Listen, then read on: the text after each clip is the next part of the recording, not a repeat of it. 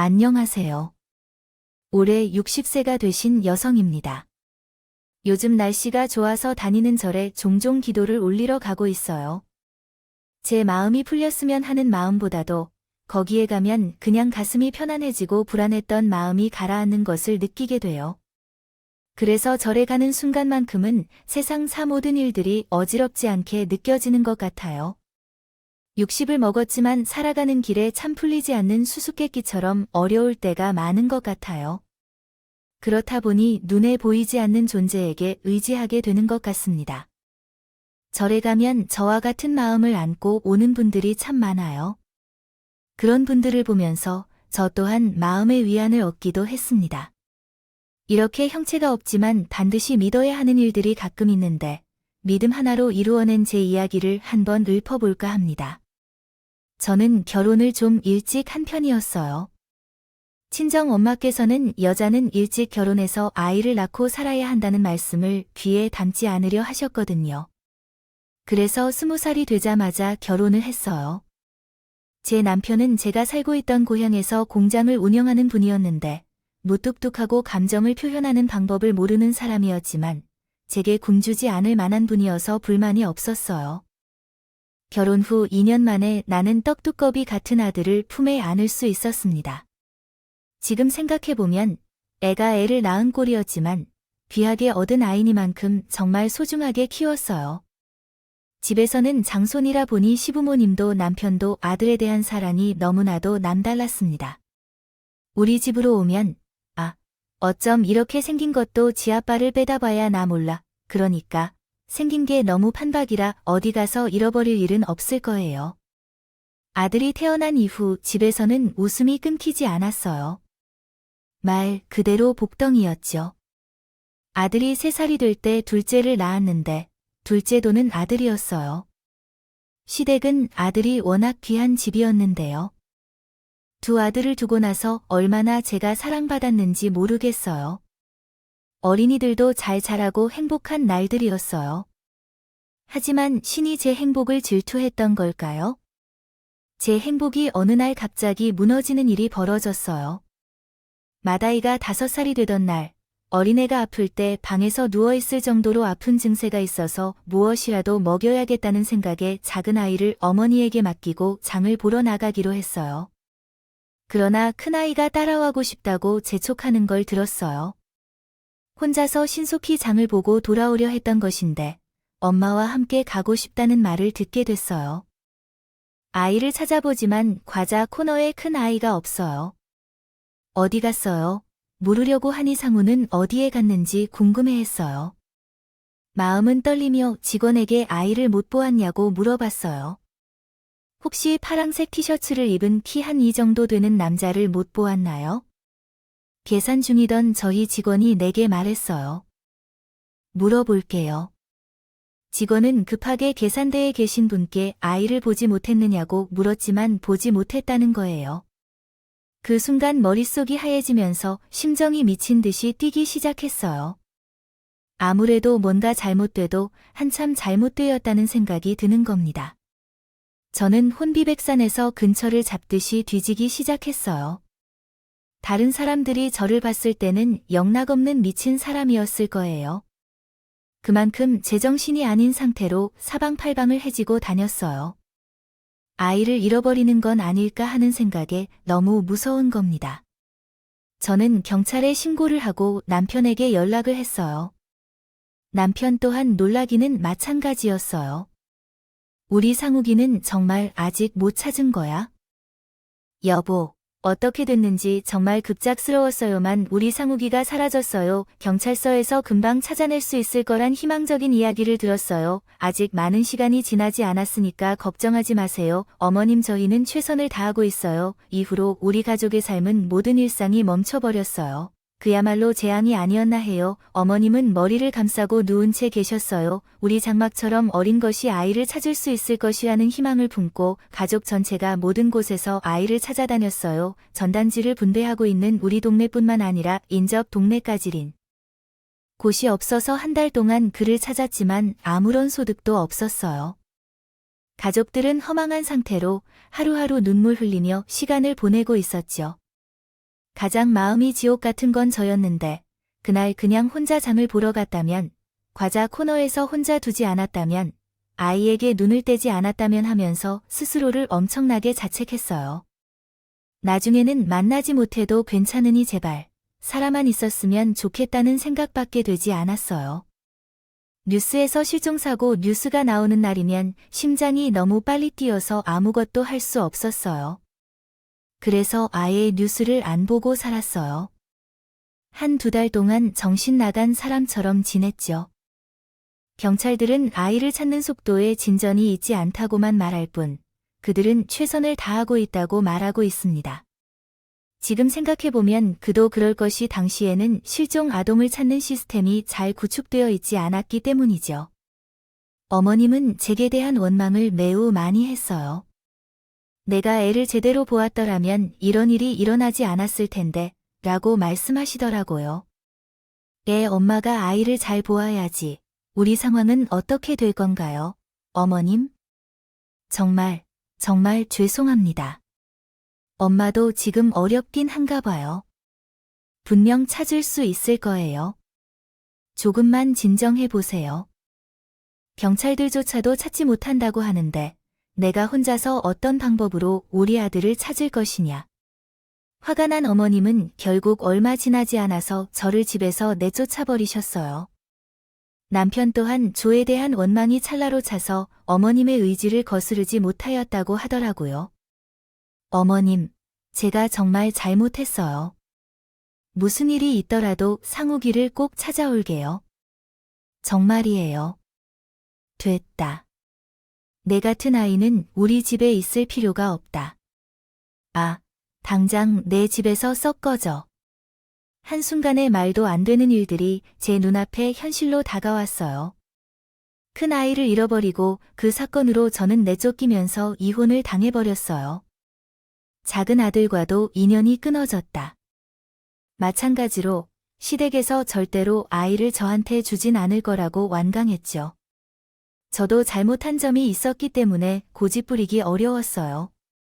한 번도 생각지 못한 일들이 인생에서 생긴 것이기에 혼자서 정말 힘든 시간들이었답니다. 이혼 후에도 아이가 이어젠 되이에 살아있을 거라는 믿음이 확고했어요. 그 믿음 하나로 전단지를 돌리고 신문에 광고를 올리며 보이지 않는 사각지대에서 친구처럼 살았어요. 하지만 때때로 철저하게 좌절할 때도 있었어요. 허공에서 삽질을 하는 듯한 기분에 사로잡히면 밤에는 잠이 오지 않았죠. 눈물만 하염없이 흘렀을 때 분명 다시 만날 것이라는 희망이 있었지만 단 하나의 믿음만으로 견디기에는 힘든 삶이었어요. 막힌 마음에 위로를 찾아 점쟁이를 찾았죠. 거기서 종을 흔들면서 점을 봤더니 제게 이런 말을 했어요.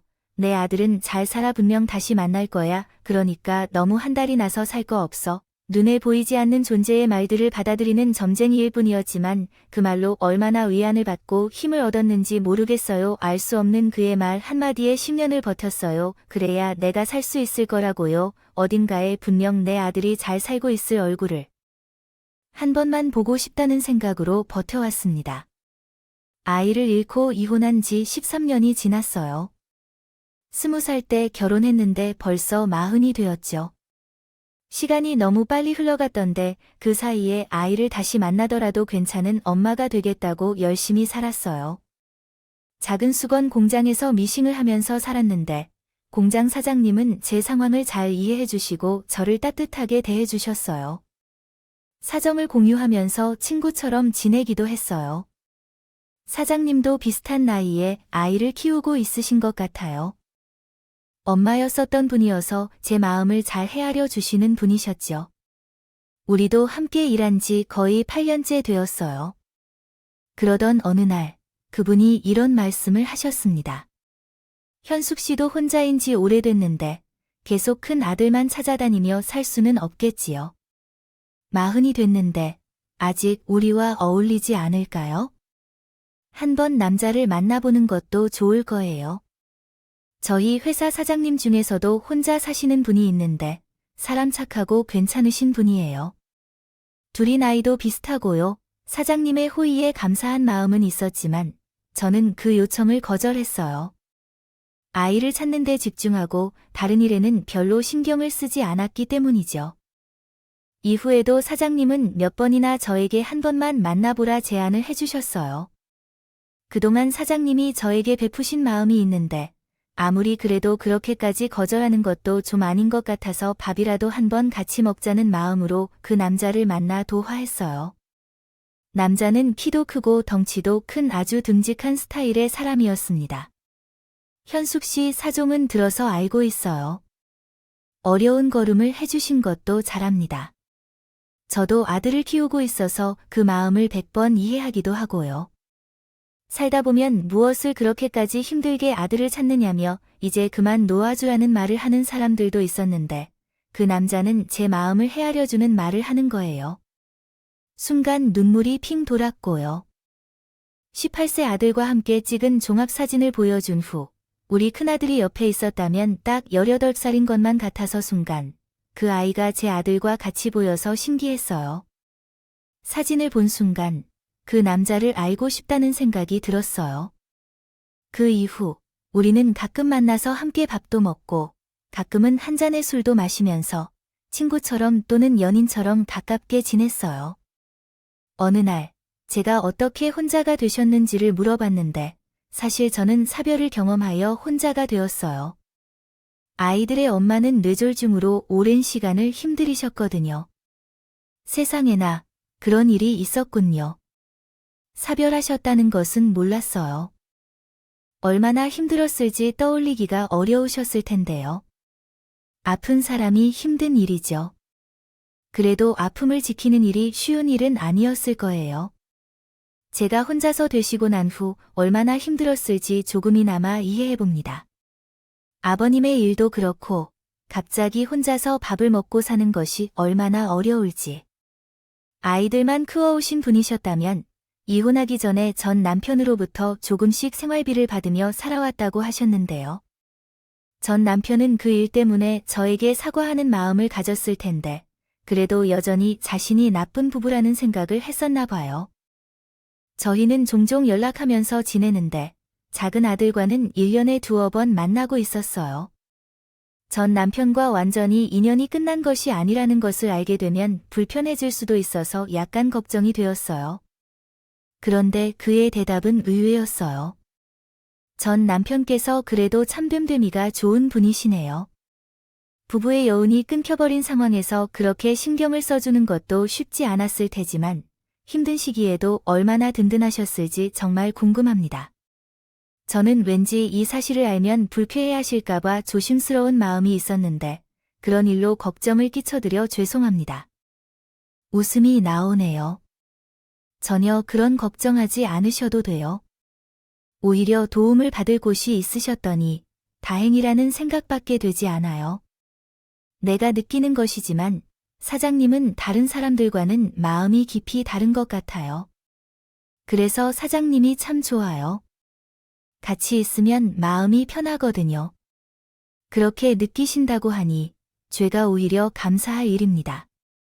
우리는 그렇게 몇 달간의 만남을 이어가다가 결국 살림을 합치게 되었어요. 아무래도 둘 다 나이도 있고 추운 도시라서 서로 조용하게 넘어가고 싶었어요. 가까운 가족들만 모여서 간단하게 저녁 식사를 하면서 조촐하게 우리만의 결혼식 아닌 결혼식에 진행하고 있어요. 재혼을 하면서 전 남편과의 연락은 완전히 끊어버렸어요. 제가 재혼 소식을 알리자 그의 배려로 어느 순간부터 연락이 자연스럽게 끊겨졌어요.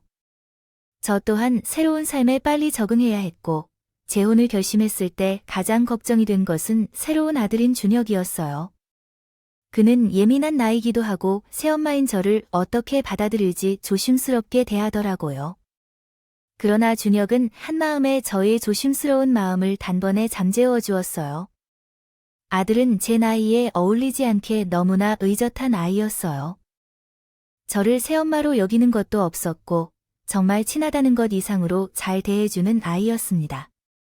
준혁이를 보면서 그런 생각을 하게 되었어요. 5살 때 잃어버린 제 큰 아들을 슬퍼하라고 저에게 준혁이를 보내준 게 아닐까 생각해요. 아이는 그만큼 저에게 너무 큰 존재로 자리 잡기 시작했어요.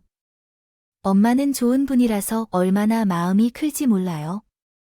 아빠가 엄마가 돌아가신 후 혼자 괴롭게 지내고 있었는데 엄마가 집에 오시고 나니까 사람들과 함께 생활하는 게 얼마나 좋은지 알게 되었어요. 제가 얼마나 잔소리를 해봐도 들어주지 않으시고 집안에서 아들과 아빠의 역할이 어떻게 변하게 된 걸까요? 우리 아들이 그렇게 변할 수 있을까요? 애늙은이 같지 않을까 생각할 정도로 엄마는 그래서 내가 좋아했어. 제 속으로 낳은 아이는 아니었지만 제가 낳은 아들 이상의 아이였어요. 정말이야 사랑만 가득 채워서 아이를 대해주고 아이는 그에 대해 몇 배나 더 보답했어요. 우리 집에 부자가 있으면 그 아들의 아버지라는 말이 딱 어울렸어요. 남편 또한 자기 사업을 하는 사람이었기 때문인지 유난스럽게 성실하고 아무것도 대충 하지 않았어요. 그리고 남을 해치는 것을 너무나도 싫어하는 성향 때문일까? 남편 주변에 항상 좋은 사람들이 많았고요. 아들은 그러한 남편을 닮았는지 주어진 일을 아주 책임감 있게 수행하는 아이였어요.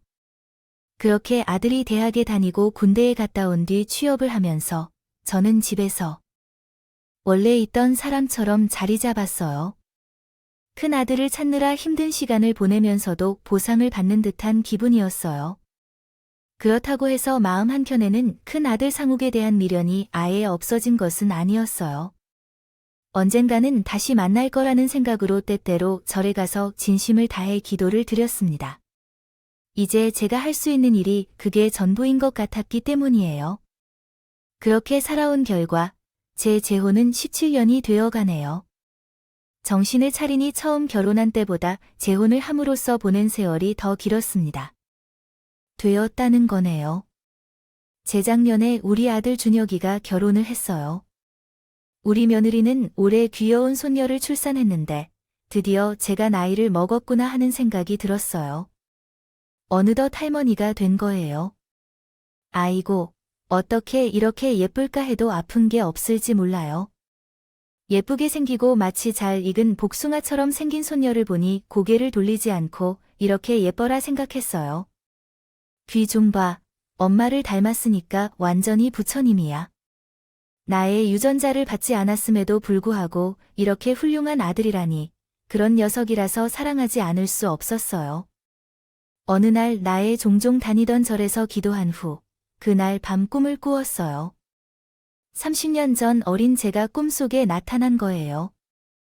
큰 아들을 품에 안고 행복하게 웃는 것을 꿈꾸고 있던데 그 꿈이 너무 생생해서 깨어나도 한참 동안 묘한 기분에 사로잡혀 있었어요.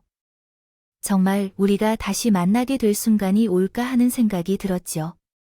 제발 꿈속에서라도 한 번만 나와 달라고 애원했을 때는 코빼기도 비추고 있어요. 그런데 뜬금없이 뜬금없는 순간에 제 꿈속에 나타나 주더라고요. 그리고 그날 집에서 청소를 하고 있는데 남편에게 전화가 왔어요. 이 시간에 전화할 이유가 없어서 놀랐는데 무슨 일인지 궁금해졌어요. 여보, 지금에 무슨 일로 전화해? 다 했어요. 라고 했어요. 미안한데 침대 옆에 있는 USB 좀 사무실로 가져다 줄 수 있을까요? 아침에 챙겨온다는 것을 깜빡해서요. 오후에 거래처와 미팅할 때 필요한 자료라서 어쩐지 오늘 급하게 나간다 싶었거든요. 이따가 회의 전까지 챙겨갈 테니 걱정 마세요. 난 차를 타고 남편의 회사에 가서 오랜만에 만나는 남편의 직원들이 살가운 인사를 건네주었어요. 남편에게 전할 이야기를 다 전하고 자리를 뜨려 하니 남편이 차나 한 잔 마시고 가라고 하더군요. 아이, 사람 성격은 왜 이렇게 급해? 준혁이 엄마라도 한 잔 마시고 가. 난 당신하고 직원들이 일하는데 방해될까 걱정돼서 그런 거예요. 사무실에서 앉아서 차를 한 잔하고 떠나야겠어요. 있는데 남편에게 전화가 왔어요. 아예 뭐라고요? 잠시만요. 금방 내려갈게요. 남편의 목소리가 다급해 보였어요. 그래서 어떤 일인지 물었죠. 무슨 일인데 그래요? 하는 말에 글쎄요. 건물 경비가 있는데 양반이 내 차 범퍼를 깨뜨렸대요. 지금 데려가 보게. 세상에, 범퍼를. 같이 가요? 아니야, 됐어. 당신은 여기 있어.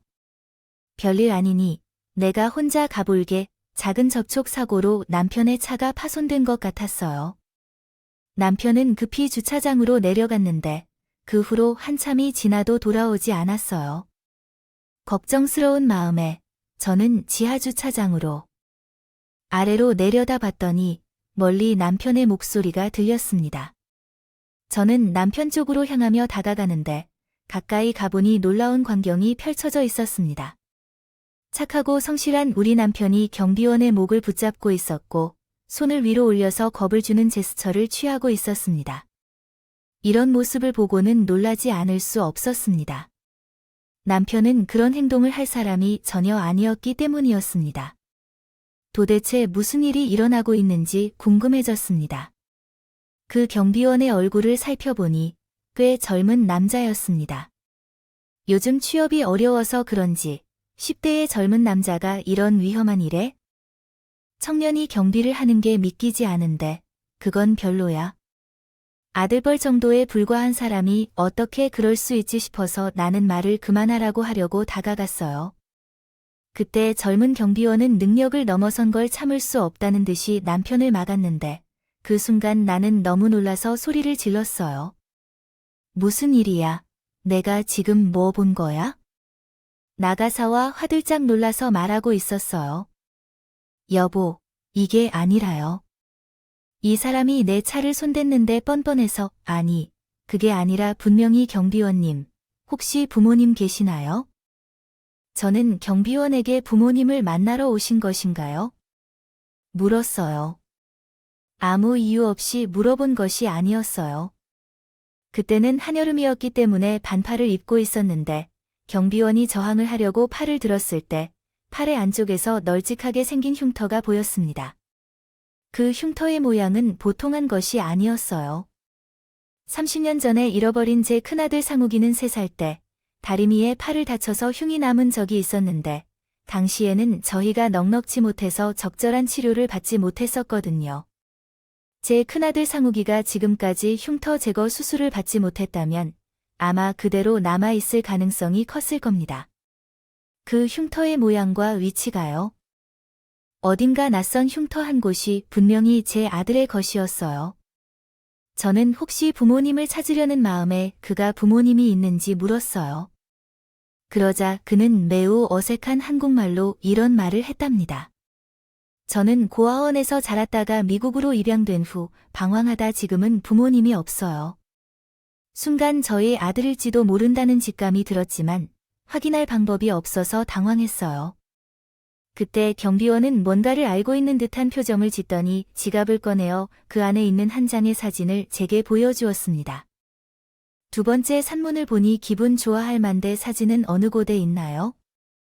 옛날 사진은 저보다 장난 많아서 막장할 수 있어요. 제가 찾아요. 황금 제일 큰 남자 아들 상욱이 사진이었어요.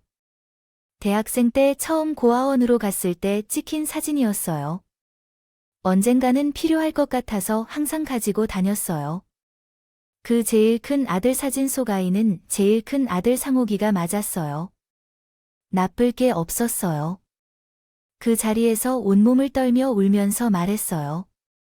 여보세요. 이 아이가 내가 찾던 큰아들이 맞는지요?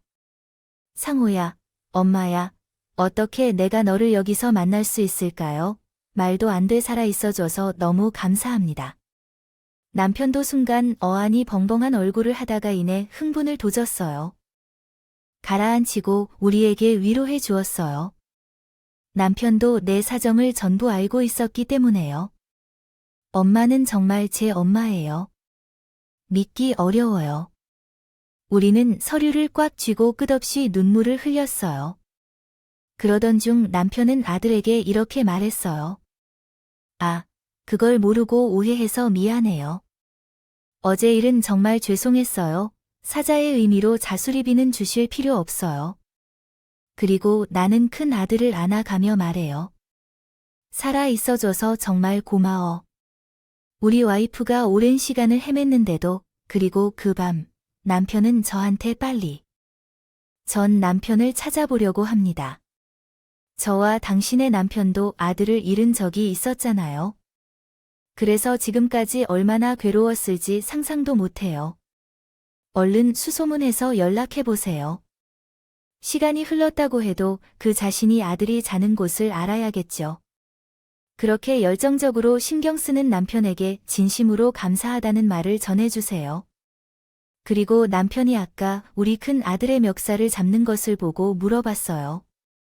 여보, 그렇게 해줘서 정말 고맙다, 고 했어요.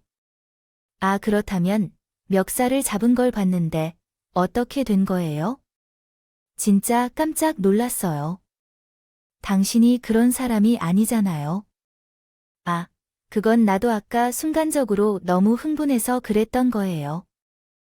아까 말한 것 들었잖아. 한국어도 서툰데 왜 그렇게 중얼거리는지도 모르게 너무 환장스러워. 그래서 그랬어. 당신 놀랐겠다. 그런 모습 처음 보는 게 놀라긴 했는데 오직 마음이 답답해 보이긴 했나 싶기도 했어요. 어쨌든 지나간 일이니까요. 일단은 아들을 다시 만났다는 것보다 큰 일은 없었어요. 다른 어떤 것도 중요하지 않았죠. 남편의 말대로 전 남편에게 연락을 해봤어요. 너무 오랜만에 전화를 하려니 은근히 떨렸어요. 전화번호가 바뀌어 있으면 어떤가 하고 생각했지만 정말 다행히도 전 남편은 그동안 핸드폰 번호를 바꾸지 않았어요. 그리고 떨리는 목소리로 이 소식을 전했답니다. 잘 지냈어요, 우리 상욱이. 상욱이를 찾았어요. 거듭제모로 볼로만 전달했는데 전 남편은 곧장 그쪽에 가겠다고 하더군요. 그리고 그날 저녁 저는 큰아들 상욱이를 오랜 시간 만나지 못했던 작은아들 상원이와 전 남편까지 우리 집으로 초대했어요. 전 남편은 그 사이 많이 늙어 있다더라고요. 세월이 참 야속해요. 물론 저 또한 늙어 있었겠지만요. 예전의 정고 당찬 모습은 사라졌지만 전 남편은 그 형형을 눈으로 제 아들 상욱이의 얼굴을 만지며 눈물을 흘리다가 그 흉터를 보니까 바로 알아보겠다고 했어요. 그때 우리가 여기다 치고 나서 얼마나 속상했는지 몰라요. 나는 흉터를 보고 바로 한눈에 알아본 것이에요. 상욱이는 이분이 너희 아버지야. 제 인생에서 부모님을 만나보는 일이 올 거라고 생각하지 못했어요. 고마운 마음이에요. 상욱이와 전 남편은 너무나도 닮은 얼굴을 하고 있었어요. 어린 시절에도 그렇게 아버지를 닮았던데 아직도 얼굴이 많이 변하지 않았다고 했어요. 상욱이는 눈물을 글썽거리면서 어떻게 해야 할지 몰라 하더군요. 그러더니 큰 아들뿐만 아니라 작은 아들의 모습도 눈에 보였대요. 어릴 적에는 자기 형보다 키가 한참 작았는데 지금은 형보다 한 뼘은 더 커졌어요. 작은 아들은 아기 때 얼굴이 그대로 남아 있어서 못 알아볼 수가 없었어요. 저희는 그날 오랜만에 만나서 얼마나 눈물을 흘렸는지 몰라요. 그리고 큰아들 상욱이에게 그동안 어떻게 살아왔는지 이야기를 들을 수 있었어요. 상욱이는 길을 잃었던 5살 때 보육원에 들어가게 되어 그 이후에 바로 미국으로 입양을 갔다고 해요. 5살까지 한글을 제대로 익히지 못했던 녀석이라 입양 후 한글보다 알파벳을 먼저 배웠다고 하더라고요. 그런데 안타깝게도 입양된 집에서는 상욱이를 제대로 보살펴 주지 않았다고 합니다. 동양 아이를 입양했지만 예상대로 아이가 쉽게 적응하지 못해서 부모의 역할을 중단한 것이죠. 가족이지만 가족이 아니다. 상태로 긴 시간을 보낸 뒤에 결국 파양당했고 그 이후에는 혼자서 미국에서 살아남기 위한 새로운 경험이 없었다고 합니다. 성인이 된 후에 한글을 다시 배우고 5년 전에 한국으로 왔다고 합니다. 한국어가 능숙하지 않아서 어려움을 겪었고 상욱이를 받아준 곳이 경비회사였다는 것이었습니다. 어쩌다 이러한 우연이 있었는지 알 수 없어서 놀랬어요. 그동안 왜 남편의 회사 경비원들의 얼굴을 제대로 본 적이 없는지는 나 자신에게 깊이 생각하게 했습니다. 그렇게 한스럽더라고요. 그 어린 것이 잘 알지도 못하는 나라에 가서 얼마나 고생을 했을지 생각하니 눈물이 앞을 가리더군요. 이제 가족을 찾았으니까 우리 다 같이 얼굴 보면서 잘 지내요. 살가운 현 남편의 아들 준혁이가 자기 딸을 품에 안고 먼저 그렇게 말했어요. 모두들 너무 행복해하면서 기분 좋은 시간을 보내고 있었어요. 그런데 상욱이는 어딘지 불편한 기색을 보이는 것 같다. 저는 상욱이를 따로 부르고 물었어요. 혹시 어디 불편하니? 왜 계속 안색이 안 좋아 보여요? 상욱이가 대답했다. 제가 저녁 먹은 게 속이 좋지 않아서 그래요. 걱정하지 마세요. 어색한 자리에 앉아있다 보니 마음이 편치는 않은 것 같아요. 몇 일 뒤에 상욱이가 전화를 했어요. 엄마, 우리 둘이 따로 만나서 이야기 좀 하고 싶어요. 라고 하더라고요. 그래서 상욱이는 저를 따로 만나고 싶다고 했어요. 무슨 일이 일어날지 긴장스러웠어요. 아무도 없는 곳에서 대화를 나누고 싶다는 게 무슨 소리인지 이해가 안 되더라고요. 그래서 저희는 근교로 둘이만의 드라이브를 갔어요. 강변을 바라보며 하려던 이야기를 시작하는데 너무 뜻밖이라 입이 다물리지 않았어요. 상욱이의 이야기에 정말 놀랐어요. 제게 상욱이가 말했던 내용은 옳지 않다고 생각해요. 상욱이는 1년 전부터 경비로 일하기 시작한 이후 제 남편이 몇 년 동안 계속 만나던 여성에 대해 이야기했어요. 그 여성은 항상 남편의 회사 주차장을 방문하고 제 남편은 이 여성과 많이 만나고 얘기했다는 것이었어요. 또 남편은 상욱이처럼 경비나 청소 직원들에게 갑질을 하며 건물 관리자 사이에서는 성질이 나쁘고 불쾌하다는 평가를 받았다는 것이었습니다. 겁니다. 다들 마주치고 싶지 않아서 저희 남편이 보이면 얼굴을 피했다고 해요. 그리고 남편이 저에게 핸드폰을 건네면서 녹음된 파일을 하나 들려주었는데 정말 너무 놀라서 기절할 것 같았어요. 그 녹음 파일에서 영락없는 남편의 목소리로 저와의 대화가 들리는데 우리 엄마 이름으로 땅이 조금 있는데 그거 내 이름으로 돌리고 이혼할 거야? 아, 그게 곧 재개발되어 우리가 새 출발할 수 있을 거야? 친정엄마가 돌아가시면서 작은 땅을 상속받은 게 있었는데 최근에 재개발이 되면서 많은 이야기가 생겼습니다. 많았다고 했는데 남편이나 아들에게 손해를 주지 말고 그 돈으로 노후 자금을 마련해야 한다고 얘기했었는데 내 연인이랑 계획을 세워 그 돈을 낭비하려고 했던 거예요. 너무 충격을 받아서 말이 나오지 않더라고요. 그리고 상욱이가 그런 얘기를 했어요. 아주 예전에 그 여자랑 하는 대화를 들은 적이 있었는데 사장님 전 부인이 사망한 후에 진단 금액으로 사업을 하는 것이 실패했다는 얘기를 하더라고요. 자신의 부인이 아파도 외도를 한 채로 엄청 엉뚱한 짓을 많이 했다고 전 경비원들이 얘기하는 내용도 있어요. 다른 사람들에게는 착한 사람인 척하지만 결코 믿으면 안 된다고요. 그게 정말이에요. 세상에 어떻게 이런 일이 가능한지 모르겠어요. 저는 전혀 그런 사람이 아닌데 내가 엄마의 아들이라는 걸 알게 되고 나서 그가 나에게 입을 함부로 하면 가만히 두지 않겠다고 했어요. 그날 상욱이의 표정이 어두웠던 이유를 알게 된 것이었죠. 이 이야기를 꺼내기까지 얼마나 망설였을지 생각하면서도 용기를 내는 것이 쉬운 일은 아니었을 거예요. 그리고 그가 말해줘서 너무 고마웠어요. 내 안에 치솟는 분노와 모멸감으로 어떻게 해야 할지 모르겠었는데 상욱이가 내게 이야기해 주었어요. 엄마가 이런 식으로 대접받고 살지 않도록 내가 도와줄게요. 그 말에 내 정신이 확과하는 거야. 아무도 몰라 남편이 여자를 만나면 그 장면을 사진으로 찍어서 나한테 보내달라고 했어. 그렇게 1~2달 동안 증거를 모아 한 번에 밝히기로 했어. 한 장 한 장. 사진이 전송될 때마다 나는 어떤 사람들과 함께 지금까지 살아왔는지, 어떻게 쉽사리 속일 수 있는지 화가 나고 미치겠어. 집에 돌아가서 눈에 거슬릴 티를 내지 않으려고 노력했어. 증거들을 모으다 보니 내연녀와 숙박업소에서 나오는 장면까지 확보할 수 있었어. 변호사의 자문을 받은 뒤 모든 준비가 완료되었어. 그 인간에게 모두 공개하기 전에 나는 생각했어요. 준혁을 만나서 먼저 이야기를 했습니다. 준혁은 얼굴이 차갑게 굳어버리면서 믿을 수 없다는 표정으로 어린아이를 버리려고 했습니다. 어머, 말도 안 돼요. 아빠가 어떻게 그럴 수가 있어요? 저희한테 어떤 사람인지는 엄마가 더 잘 아시잖아요. 엄마도 믿고 싶지가 않았어요. 아, 그런데 사진들을 보세요. 저는 준혁에게 사진부터 녹취록까지 전부 보여주고 들려주었어요. 그리고 아이의 마음이 완전히 돌아서는 예보였답니다. 그럼 파렴치 않을 든든한 아버지라고 믿고 살기 쉽지 않았어요. 제게는 너무 소중한 자식이었기 때문이죠.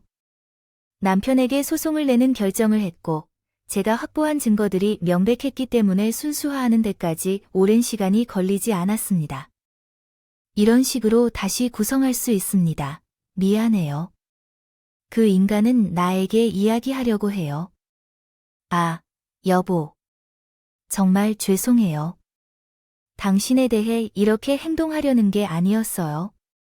진짜로요. 당신은 나만이 아니라 내게 단 하나밖에 없는 아들까지 배신한 거예요. 그 여자랑 잘 지내세요. 우리의 인연은 여기까지예요. 이제 이어붙이려는 깨진 그릇. 그는 자신의 잘못을 인정했지만 나는 그 이후에도 조소조소 웃음이 나오지 않았어요. 그 이후 남편 집에서 짐을 챙겨 나가 살았죠. 이전에 마련한 돈을 대출로 돌려받아서요. 조금 끌어당겨 소형 평수의 아파트 하나를 준비해 놓고 거기에 우리 큰아들 상욱이가 먼저 살았어요. 현재는 상욱이와 함께 살며 함께하지 못했던 삶의 시간을 함께 보내고 있어요. 그 일이 있었고 3년이 지난 지금 상욱이는 한국어 자격증을 취득하여 한국에 거주하고자 하는 영어권 외국인들을 대상으로 보험을 설계해주는 일을 하고 있어요. 처음 한국에 온 때의 어려움을 잘 알기에 그들에게 도움을 주는 일이 상욱이에게 잘 맞았죠. 경비 일보다 훨씬 더 좋다고 말해요. 그 후에는 제 친형 상원이가 하는 가게에서 캐셔로 일하면서 둘째 아들과도 많은 시간을 보낼 수 있어요. 제 배 아파서 낳은 두 아들과 가슴으로 낳은 준혁이까지 세 녀석이 아주 가깝게 지내는데 누가 보면 원래 셋이 친형제인 줄 알 거예요. 30년 전 이혼했던 전 남편과도 종종 만나면서 서로 안부를 물으며 지내고 있답니다. 그리고 3년 전 이혼한 파렴치한 그 인간은 지금은 원래 하던 사무실을 접었다고 들었는데 어디서 뭘 하면서 사는지 모르겠네요. 일부러 아무런 소식을 듣고 싶지 않아서 연락을 끊어버렸거든요. 우리 큰아들 아니었으면 저는 인생 늙음하게 뒤통수를 3개 맞을 뻔했으니 상욱이가 저를 구했다고 해도 과언이 아닐 듯하네요. 한때는 아이를 잃어버리고 정신이 나간 사람처럼 살았었는데 인생이 참 길고 짧은 것은 대봐야 아는 것 같아요.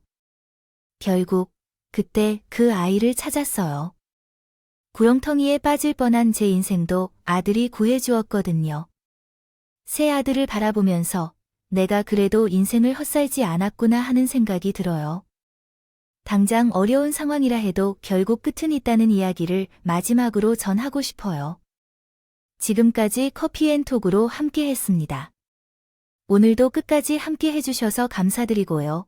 다음 영상으로 또 찾아뵙겠습니다.